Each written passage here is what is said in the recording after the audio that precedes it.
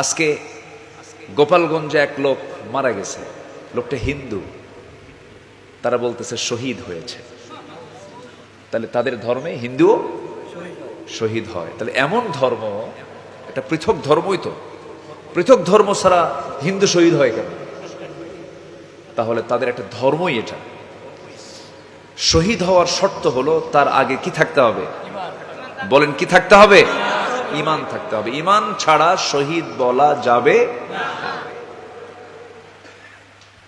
ঈমানই নাই।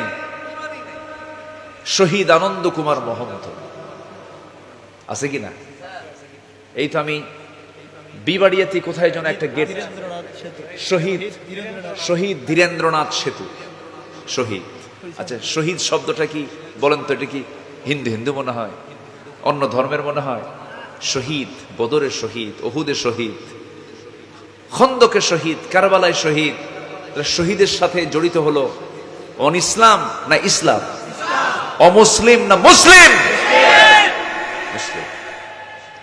আমরা খেয়াল খুশি মতো যা পারি তাই বলি। আমার বন্ধুগণ,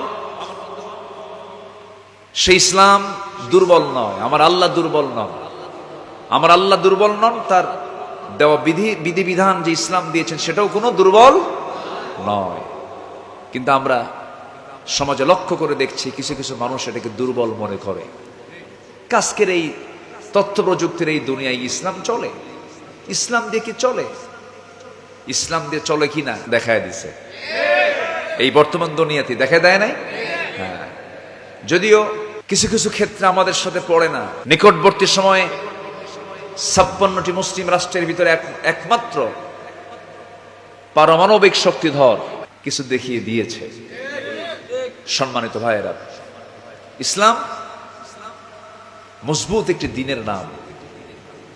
শুধুমাত্র যদি 56টি মুসলিম রাষ্ট্রের ভিতরে 5টা রাষ্ট্র যদি মুসলিম রাষ্ট্র যদি এক হতো, 5টা রাষ্ট্র যদি একটা প্ল্যাটফর্মে আসতো, বাতিল দুর্গে আগুন ধরে যেত।